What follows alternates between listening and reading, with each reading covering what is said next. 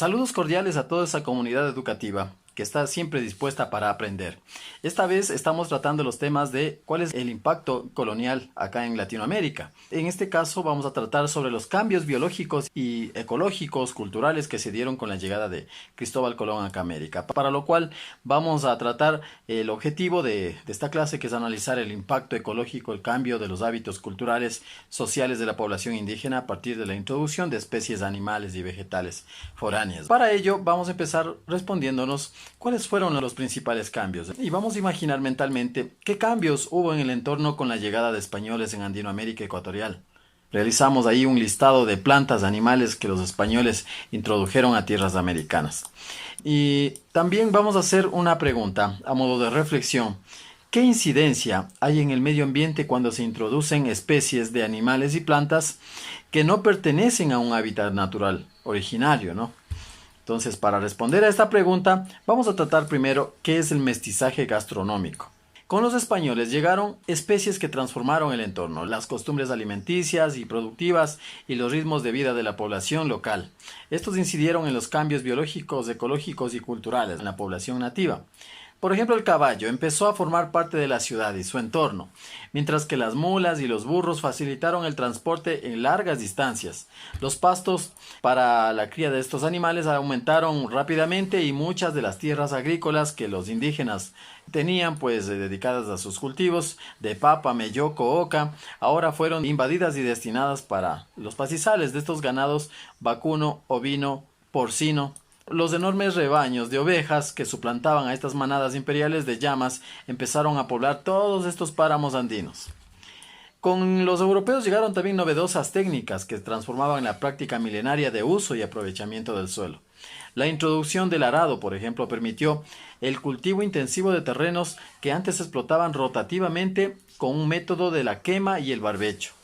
Rápidamente, animales domésticos como la gallina, como el cerdo, fueron incorporadas a las costumbres alimenticias del mundo andino. En cuanto a los vegetales, el cultivo del trigo y la cebada reemplazó al de las especies nativas como la oca, en este caso la papa, la mashua, la quinoa, el chocho, la cañigua, repercutiendo también en la alimentación local. Con estas primeras semillas llegaron especies tropicales como las de la caña de azúcar, el banano. Y para entender estos cambios, debemos analizar la forma de comer en tiempos de la colonia. Si antes de la llegada de los españoles la alimentación se basaba en los productos andinos como el maíz, las papas y otros, hubo productos traídos por los españoles como la carne de vaca, de cerdo y los embutidos. Los conquistadores impusieron la agricultura y la ganadería peninsular basada en el trigo y en el ganado ovino y bovino. Esto provocó, en los indígenas cambios en una manera nueva de alimentarse. Además de haber alterado su dieta basada originalmente en el maíz, la papa y la yuca y otros productos locales, fueron perdiendo sus tierras y con ello su sentido de arraigo. Ahora bien, en la colonia se inició la preparación de tortillas de maíz, por ejemplo, y de pan de harina de trigo. No obstante, la alimentación involucra no solo técnicas de cocción, que se utilizaban con varios utensilios y servicios de la mesa, sino que también incluye datos sobre las relaciones y la misma estructura social de identidad y los recursos de un pueblo. En América, cada región tenía su particularidad.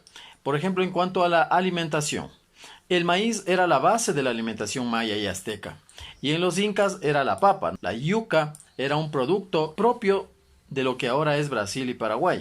Además de estos productos básicos y energéticos, también se consumían proteínas como los frijoles, se completaba la dieta con carne de animales cazados o pescado, las verduras, raíces, frutas, que daban una variedad a la monotonía que tenía la población indígena.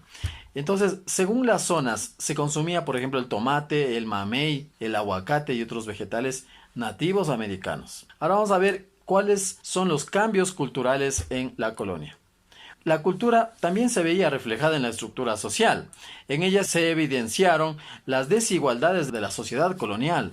Los blancos, los españoles, los peninsulares, los criollos, que eran quienes controlaban las instituciones que formaban parte de la educación, de la cultura, ¿no es cierto? Ahí tenemos a las universidades, a las escuelas, escuelas de artes, oficios, bibliotecas, etc. Solo ellos podían entrar a las instituciones educativas y dirigirlas. El trabajo de mestizos, pobres, indígenas y negros estaba en parte destinado a la manutención de estas instituciones, pero no podían gozar de sus beneficios. Las epidemias introducidas por los conquistadores blancos provocaron una gran mortandad. En algunos lugares llegaron inclusive a causar la muerte a más de la mitad de la población.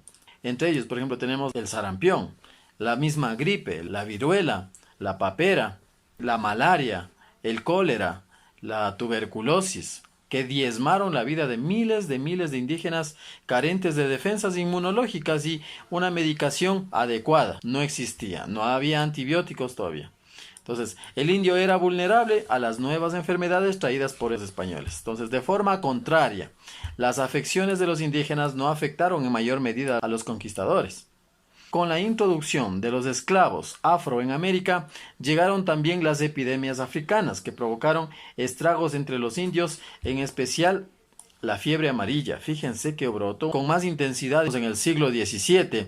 El traslado de esclavos desde África se debió a la conocida debilidad del indígena frente a enfermedades, de tal forma que no resulta raro que en la época se haya generalizado frases como: los indios tienen solo los huesos duros y las carnes blandas. Era una de las frases que tenían pues los españoles para tratar a nuestros antepasados.